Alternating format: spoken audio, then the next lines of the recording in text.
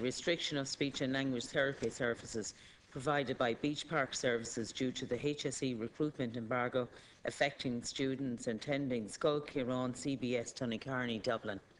The Deputy has 4 minutes. Thanks, Cathaoirleach, and thanks, Minister, for your presence here this debate. I was hoping somebody from the Department of Health or Education might be here, but hopefully you'll pass on. Hopefully they'll pass on the concerns I have in relation to Beechpark Services of the HSE. A school in my own constituency and other schools since then have actually contacted me in relation to this service.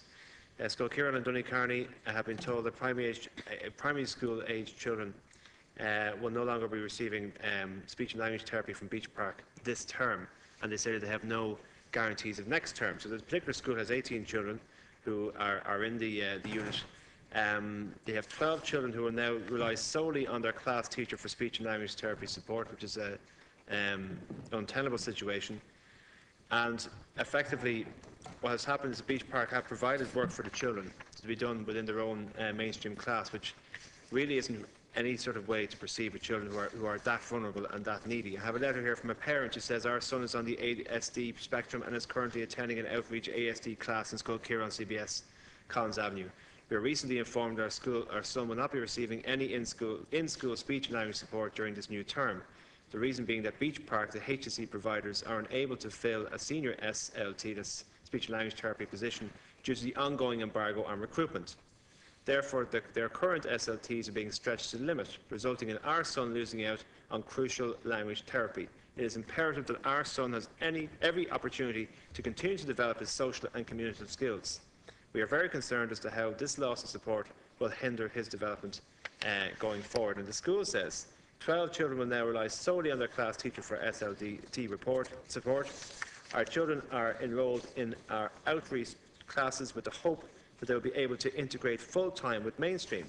How can this happen when their supports are being withdrawn?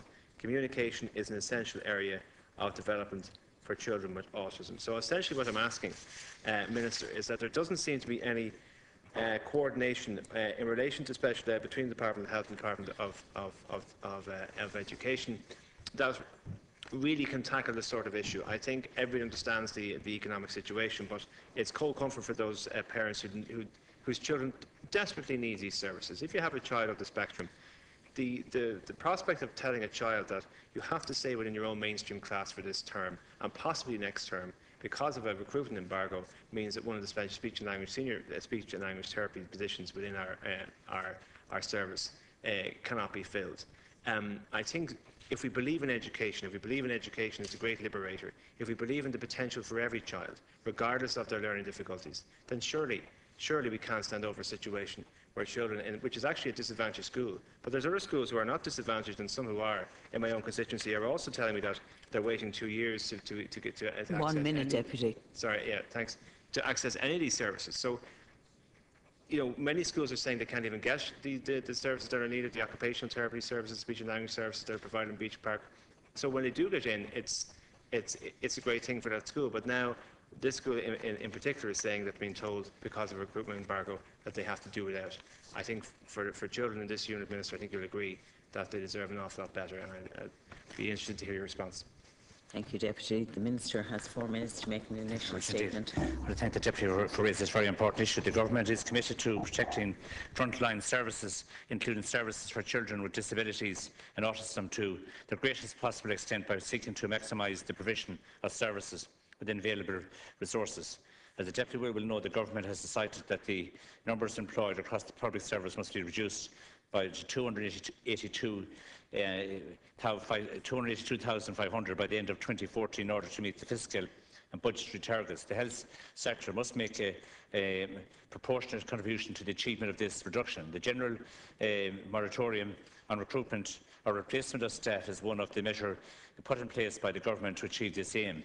The HSE can make a staff appointment once it remains with its overall employment ceiling and has the financial resources to do so. However, given the need to meet overall budgetary and employment targets, such appointments must be kept to a minimum. The HSE aims to ensure that the resources available for speech and language therapy are used to best effect in order to provide assessment and the ongoing therapy to children and adults in line with the prioritised needs. Along with the significant investment in the area of speech and language therapists employed in recent years, a range of new approaches have been developed and used in many speech and language therapy services across the country. These include providing structures, training and support to parents, carers, so they can work to help improve the individual's speech and language. In addition, therapy is delivered in group settings where appropriate. It is a key to in this context that the services are configured to ensure optimal effectiveness and efficiency within the existing substantial resources. As the Deputy may be aware that the Beechpark Autism Service in North Dublin is currently being reviewed to see how its services can be provided to best effect in the future, arising from out of a report prepared by the HSE for the Minister for Health on the Beechpark Autism Services in North Dublin. I established an independent expert group to review and make recommendations on the service. The review group comprises Mr James O'Grady, the Chair, Professor Michael Fitzgerald and Dr Fiona Keogh. The review group has already met on several occasions and has carried out 2 site visits as part of the work to date. The review is being conducted having regard to the National Policy Framework on Children's Disability and Autism Services set out in the report of the National Reference Group on the Multidisciplinary Disability Services for Children aged 5 to 18 and the HSE review of autism services and the reorganisation of services based on this national policy that is underway under the National Programme on Progressing Disability Service for Children and Young People 0 to 18. The review will be also consider and make recommendations on how available resources for children, disability and autism services should be utilised across all HSE areas, having regard to the principles of equity of access to services, value for money, quality of sustainability, and in light of the national policy framework. The review is nearing completion and the group expect to be in a position to present its recommendations to me in the near future. The particular issue raised by the Deputy will need to be considered in the context of the report of the Beechpark Review Group and in light of the financial employment control parameters. There is no doubt that the current economic situation in the country presenting challenges to us in terms of how best to maximise the provision of services within available resources. I am committed to protecting frontline services for including children's disability and autism services to the greatest possible extent. Thank you, Minister. The Deputy has 2 minutes. Okay, well, Minister, with the greatest respect, if I could go back to these parents with this answer, they're not going to be very impressed. They're not going to be impressed with an indication of the overall economic situation which they have been told to death, and they're not going to be impressed necessarily about a review group. Now, essentially what I have here is a situation where I have a senior SLT position, a speech and language therapy position, which is not being filled. And as a result of which, I mean, reviews are all wonderful, Minister, but the problem is that I have a situation where I have 12 children who are being told to go back to class. 12 children who are on the autism spectrum. 12 children who are being told that here's some work you can do in your classroom with your class teacher. It's completely unfair, not just to the children and to their parents, but also to the teacher, who's completely incapable of dealing with this situation that is presented to himself or herself. So I would ask for a more sympathetic and more realistic answer from the Minister, because look, this is a very these are very needy and vulnerable children who have fantastic capabilities, who have fantastic potential. But the fact that this school that I'm talking about on the 20th of December gets a letter from Beechpark saying we can't fill a senior speech and language position in our school, you will not have any service in the first term of next year and possibly the term after that. Thank you, Deputy. That's an unsustainable position. A school has to plan for an entire year. I don't think, Minister, I mean, I think you probably would agree with me that it's far from an ideal position, but I would ask for more than a commitment to a review. because a review does not take account of the specific thank you. situation we find Thank you, ourselves in, Deputy. where the children are being left Thank you, without the Deputy. services that they need. The Minister has 2 minutes for a The concluding concerns of statement. the Deputy is very much fully, being a teacher and see yourself, knowing too well the challenges facing children. I fully respect what you're saying there, and it's. But I think I would certainly ask you to, to maybe engage with the Mr. James O'Grady. Have you met him? Have you? And Professor Michael Fitzgerald and Dr. Fiona Keogh. I think it's very important to engage with them. The school possibly could engage with that review group as to how best they could facilitate Beechpark.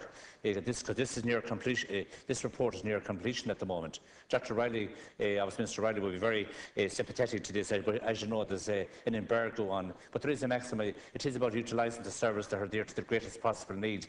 And clearly, I think on the Beechpark Autism Services in North Dublin, this expert group, and they are to make recommendations very shortly. So that I think it would be very important if they were even invited to the school. They might be able to do some way, come up with some idea that would deal with the very important issue that you have there at the moment. So that maybe it might be advisable to engage with the review group directly. It has the principal of the school met the review group. Maybe that would be an avenue that I would discuss as well, because while these review groups are important, because they're not just talking shops. The Minister has appointed with a mandate to come back with how best to maximise the service in North Dublin, and that would be for the benefit of everybody. So I would strongly advise you, Deputy, to engage with the Chair and with Professor Michael Fitzgerald and see exactly what is happening here. What will the review be outturn of this, and will it solve the problem in Beechpark? That's the question that we have to know. And Dr. Riley gets that answer, there's nothing he can do. Thank you, Minister.